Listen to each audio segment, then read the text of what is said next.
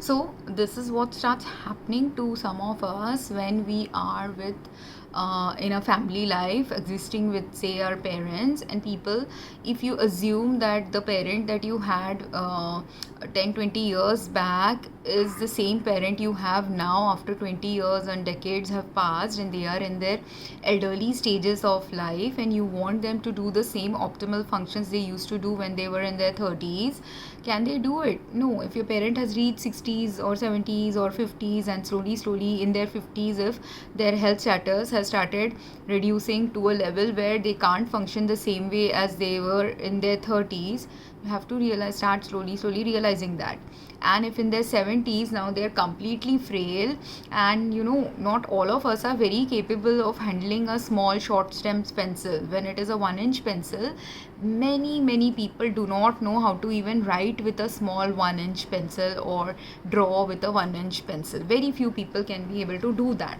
So likewise, that is what happens in the elderly people's life, that many of them will be given are in those family lives where the children just don't understand intuitively what is necessary for them to do for their parent in order to ensure that the parent can have a comfortable life.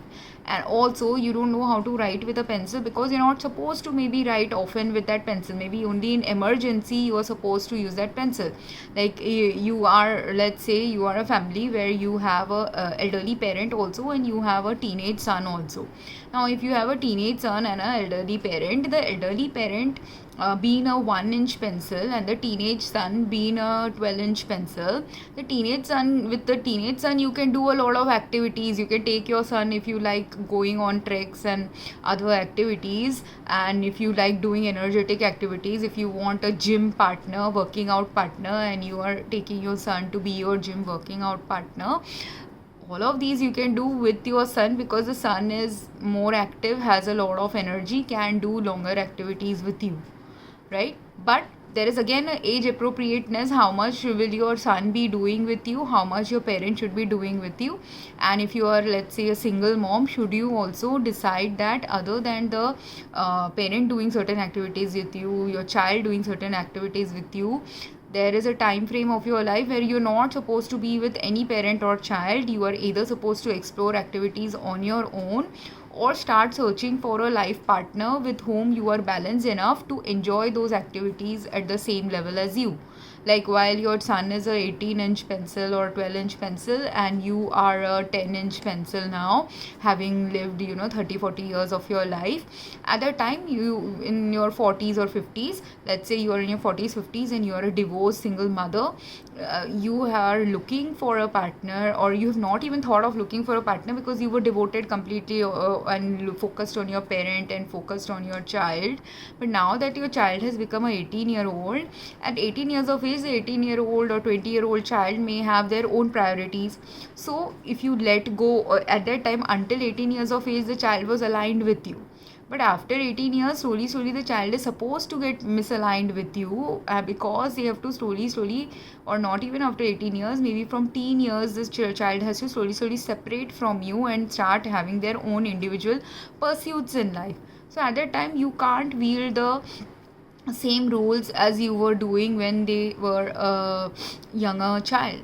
So that's why you have to let the child go. And similarly with the parent also, while you are not ready to let your parent go, if your parent has aged enough where they do not have any life energy anymore to do any writing activity or whatever was the purpose of the parent to be in your life, if you have slowed down their purpose, if you have realized that now I can't use the pencil as much as I was using earlier, yes, then the pencil can last with you longer. So if I earlier, if, as I said, a large pencil can last for a month, and that month, let's say, is our 80 years of life, and you have a parent who is in their 70s now, while until their 70s they did a lot of writing work and with enough verve and lot of chores until then, till their 70s. Now the last 1 inch that is left, that might be either a life that will last for 10 years, or a life that might last for 5 years, or a life that might last for 1 year. When will it last? Only for 1 year, when you ask that pencil to do activities much more than what it is capable of doing, and expecting it to do the work that it was capable of doing when that pencil was in 30 years of its life stage. So you can't expect a 80-year-old to do a 30-year-old's work. If you expect them to do that work, they will get closer towards death or exhaustion. Secondly, or very severe illness where they can't do anything at all. Then if you are pushing them to do much greater 10 times more work than what they used to do earlier, that will be harmful. If you don't push them to do what they used to do earlier, 20, 30, 40 years back, but you are still expecting them to do same level of work that they were even doing 5 years back, again you can't push them to do that level of work or expect them for being at that optimum level if they are at the end stages of their life. So then also their life will get shortened, and they will not able to function only as well as what they were doing earlier. So you will see the writing will get off, or what they're doing, everything is declining slowly in their body. So that's why you have to eventually realize that they are declining, give them the rest necessary because they are declining in health, support them in some of their activities if they need some support in those activities, or get a provider, a healthcare provider, to help them in supportive activities in their home life. All these things slowly you will have to build in your life in order for them to get access and do these things in their life. But again, sometimes there are some elderly whom you can't force only to introduce some change in their life, or if you introduce some change in their life, they will create such a ruckus that they might be mentally declining, that they will not accept that they are becoming frail, they will not accept that they need help or change, they will not accept that they are not at an optimal stage of life to do the same level of work as a younger person. So problems can start arising both from a parent's end or a child's end. And sometimes what also happens is, if you see that this person is not optimally functioning, you take it to the person to the doctor is not able to diagnose properly what is going wrong in their life. The doctor is not realizing that, again, if it is a pencil, it is getting overused, that is the problem. So that overuse might have to be reduced, they might need more periods of rest, or they are simply tired. And the doctor also, very few doctors actually realize when the patient is closer to death. So when the patient is closer to death, they don't realize it, that they simply just need a restful home environment, nothing else. So many doctors do not give these kind of advices. They are just known to give the advice related to how to fix a problem according to a optimal condition of a human's life, which is most of the time according to the conditions related to their 60s or 50s. Very few geriatric doctors are there who understand intuitively what are the changes other than just the medical changes or surgical changes necessary for a person to have an optimal life when they are in the end stages of their life. Because the parameters needed during the end stages of your life are very different from the parameters needed in the beginning stages of your life. And when you are in your beginning stage, middle life age stage, you will have lesser capacity to understand and discern this about your family. But that is why there are other healthcare personnels or professionals who understand this deeply. A pharmacist understands this from a medical perspective, a nurse will understand it from an observational caretaking perspective of a patient, a social worker can understand this from a social perspective. So these are the kind of people who are needed in the end stage, or even a home health caretaker like a nanny or a aya or a nurse, home nurse. They will all understand it at a deeper level, or they are meant to understand it at a deeper level. There also, a nurse who is efficiently giving medicine to someone who in a hospital is not a translatable skill for that nurse who is efficient to do the work with the elderly person. With the elderly person, you don't need efficiency. With the elderly person who is frail, who is not working, you need compassion, you need understanding, you need to take over a lot of their activities, and you need the right health also to take over your activities, which is what happened to me when I was in my optimum health or a health status where I can help people with their elderly care related activities or guide them towards where they need to shift their life, so that they understand that they are not right now at the same age of life where in this particular 70s 80s age they shouldn't be doing a work of a 40-50 year old person. So they need to inculcate more help in their life. So if you are a moderately rich elderly, you have to inculcate extra help in the form of a nanny. You have to start doing it actually in your 70s, when you aren't frail, or when both partners aren't frail. Let's say there's an elderly couple who is living together. They're not able to understand what changes are needed in their life. They're still continuing to follow the paradigm of you just need medical help. When by the time you are in your 70s, maybe one of the partners, the one who has been doing a lot of the physical work of the home life, they might be declining in health and needing a extra ayah help.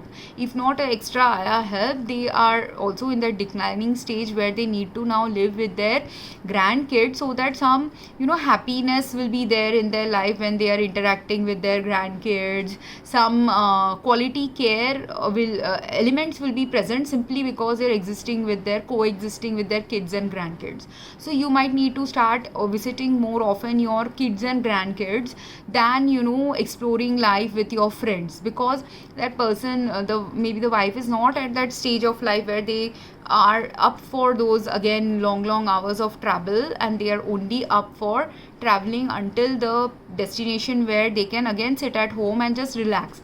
And because when you are with your children, the children will be doing most of the home activities. It is going to be the children's home, so you are less likely to, at that time you should be less involved in their home caretaking activities.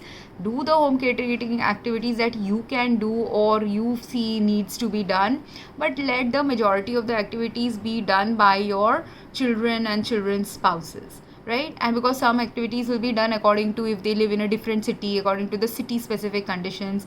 Different country, it will be according to country specific conditions. So you cannot do the work related to, and which will be an uncomfortable thing to do if you're living in a different country or a different city, because you are used to a certain way of living. But that slight discomfort you may feel while living with them for a few months is worth the enjoyment of life you will get while coexisting with family who are with your grandkids, or speaking with your children in the last years of your life. That will give you a little bit more prana energy that I was talking about in that previous video.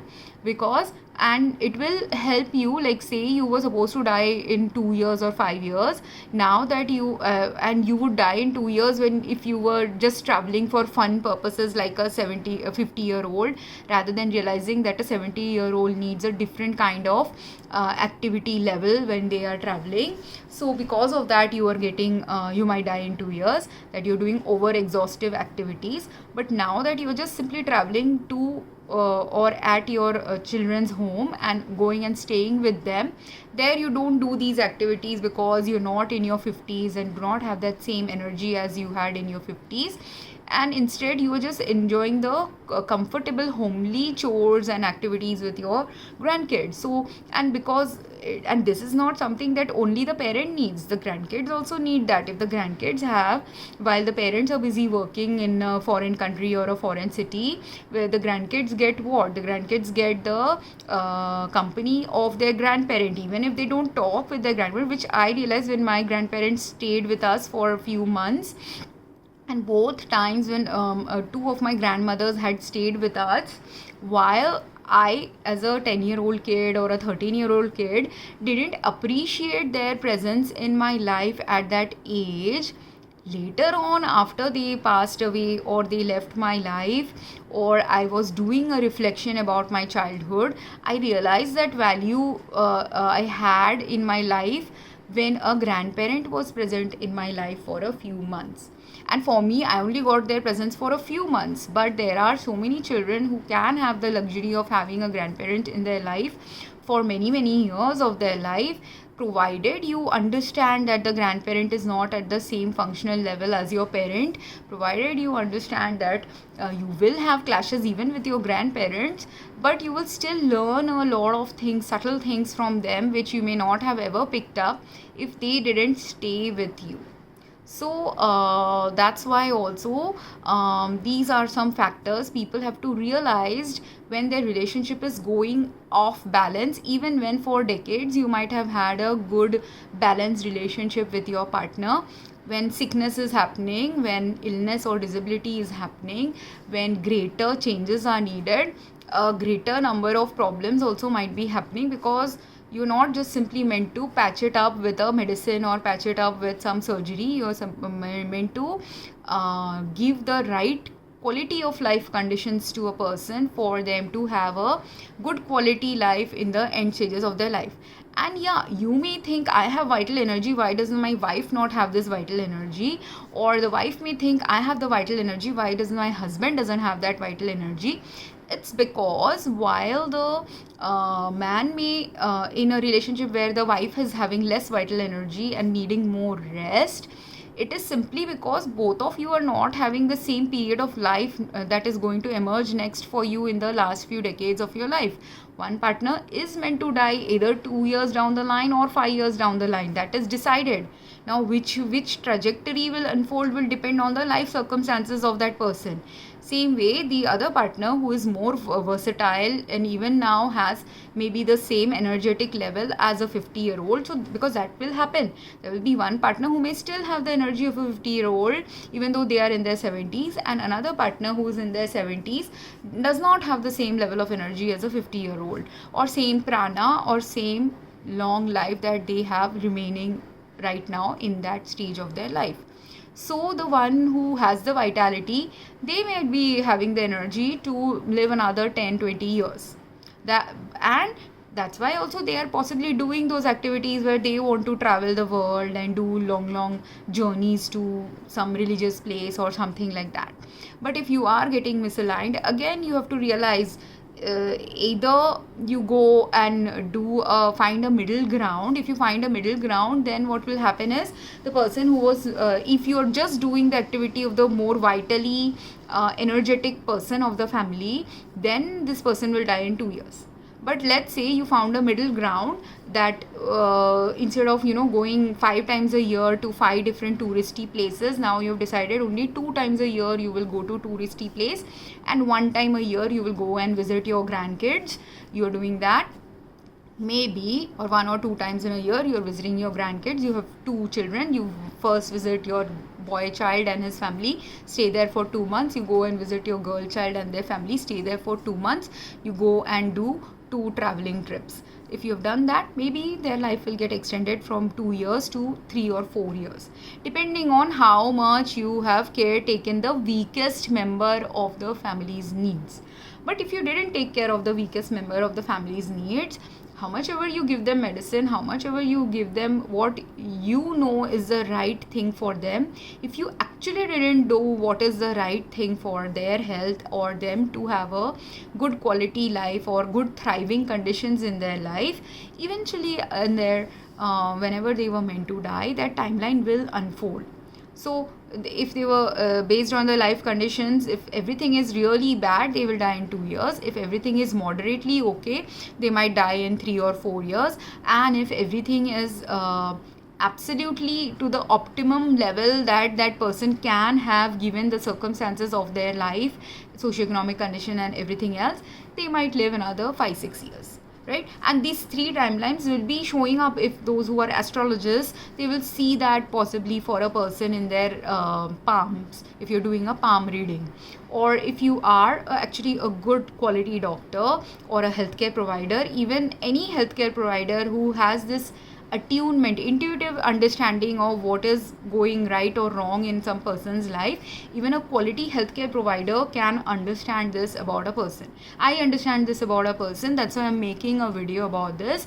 I do not understand when they will die, but I understand when they are on a path of trajectory where death is going to be more imminent, or when they are in a path or trajectory where I do not understand when death will be happening, but I do understand when poor quality of life is unfolding for someone. Both at my personal level I have experienced this, but when I was a pharmacist, I had a lot of elderly patients and middle age patients, or patients who are completely weary and depressed, and also their prana is also low.